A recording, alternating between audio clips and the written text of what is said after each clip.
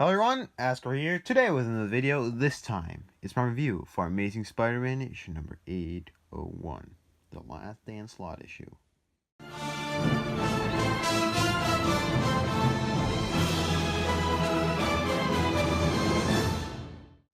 So Amazing Spider-Man 801, the absolute last issue of Dan Slott's Spider-Man, unless he comes on again. I assume he will probably maybe get his own title, or he'll probably have a backup, an annual or something like that. But for now, this is the last one. I thought this was gonna be an epilogue to 800. It's not. It's like not at all. So I also said that in the last haul when I just read it online, and I can't really, because it said that I would give 800 a lower score depending on the outcome. But I can't really find out what the outcome is. But this issue, it's just a giant love letter to Spider-Man. First off, the cover is amazing, though Spider-Man's hands look a little weird. Originally, I didn't like this dude's art, but he only makes the issues when it's like a really emotional book, which I like. It's very artistic, but I wouldn't want him on like every Amazing Spider-Man issue. That would just be weird. And I want one like more casual, if you can say. Not casual, but someone who is more towards all. Like Jim Lee, everybody loves Jim Lee, no matter what. But, yeah. Like, I would love Mark Bagley to come on Amazing Spider-Man. I don't understand that he's around. I don't know why they don't get him back. I mean, I like the new artist. I actually really like the new artist who's coming on. But, there's just, we had Humberto Ramos, who's fine sometimes, and then sometimes he's just absolutely horrendous. And then we have Tom and Coley, same thing there. Then we had Caselli, who was fine, but his Spider-Man look, his eyes were so freaking small. Yeah, there's actually Stuart Immonen was of course good, but he's not as good as Mark Bagley. But his art has definitely improved. Stuart Immonen's. But yeah, Amazing Spider-Man 801, back on topic. This issue was great. I love this issue. It's not exactly an issue I'd say is absolutely necessary to get, since it's just, like I said, a giant love letter to Spider-Man. But it's a fantastic issue. It's a one-shot, and it's, yeah. Let's get into it. We start off with the origin, of course. Then we see this black dude here running over here to some groceries, and his dad is about to die, and he needs to come and say goodbye. Jesus Christ, I'm glad I bought another copy. So he goes here to buy some cigarettes, and this store owner is getting robbed, and it's funny, not this black dude. I don't know what his name is actually, so I'll just call him. We'll call him Cyborg, because it kind of looks like Cyborg's dad. So, yeah. So Cyborg here, he needs some cigarettes. I'm sure they do say his name, but I can't remember it. So he's like, I need to be somewhere else because his dad's about to fucking die. And then Spider-Man blasts through the window, and this was the time where he didn't really care about collateral damage. But this is like the first month of Spider-Man, as you can see by how skinny and awkward he looks. And Peter, of course, kicks the shit out of this burglar. Blah blah blah blah blah, and that's when he gets the idea of doing that little courtesy of your friendly neighborhood Spider-Man, which they totally wasted that potential in Spider-Man Homecoming. The police come, and Peter, of course, just jumps out of the way.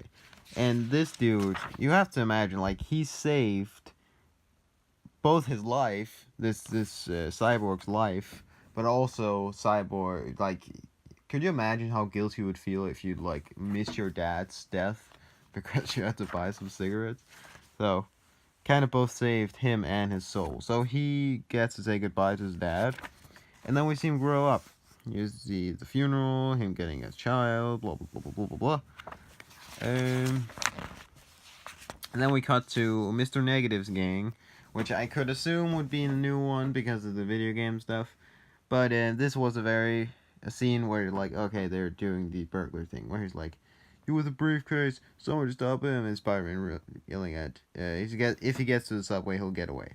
And this dude does what Spider-Man should have done when Uncle Ben, the burglar, what's it called, Carradine, was running past him.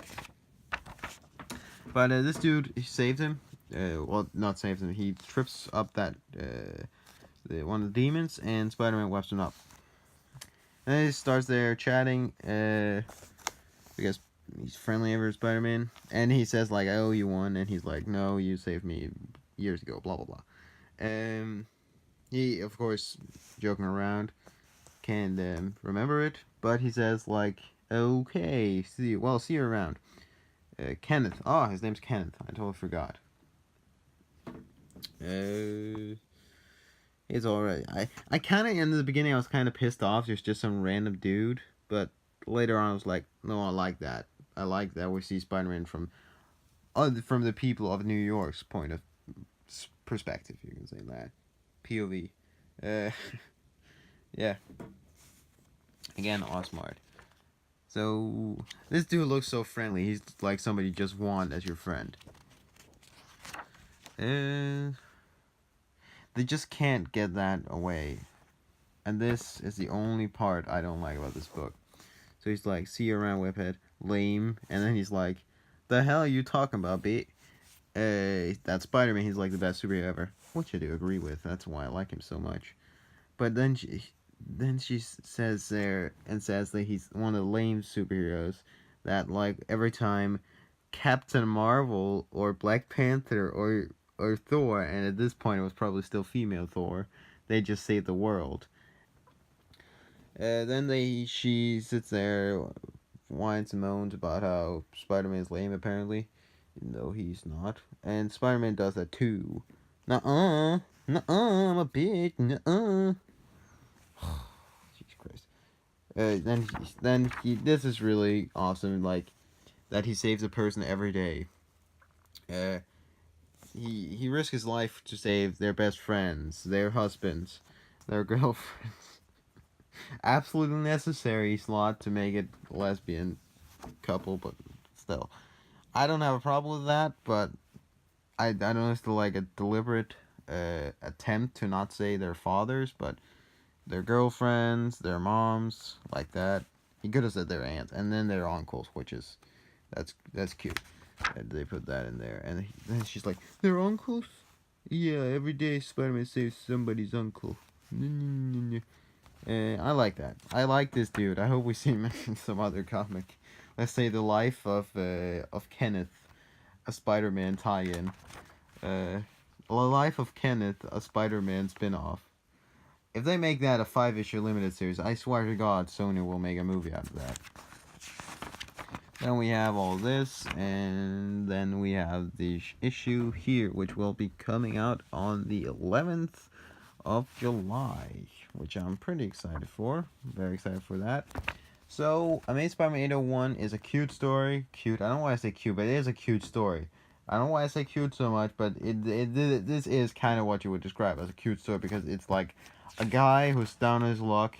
He's basically Peter Parker, where it's just things go wrong for him at the worst possible times.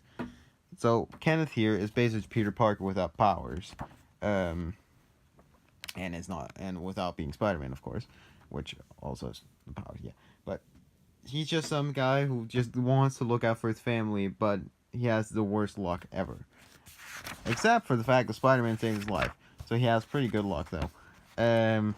But it's an awesome story. I'm very happy that Dan Slott left with 797, 798, 799, 800, 801. 5 great issues.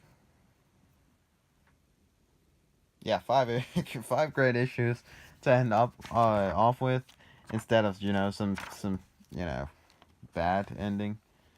So I'm super happy with this. I will give it a 9 out of 10, probably. It's very forgettable, but it's a very nice story. So 9 out of 10, maybe 8.5, but around there. Is this better than 800? Possibly. I think 800 is a little overrated. I really enjoy 800, but Again, if Aunt May doesn't find out that he's Spider-Man, then it's gonna be an 8.5 for me. Right now, I would give it a 9, but there are a couple things in there I hate. But there are also a lot of things, most of the things in there I love. But yeah, 9 out of 10, 8.5 to 9 out of 10. Go pick this up. Buy more than one. I did. It could be. It's the last issue of like on an 8-year-old run, and for a writer who's been on the title for 10 years. Yeah. So, Amazing Spider-Man 1. Go pick it up. So I'll see you next time. Peace.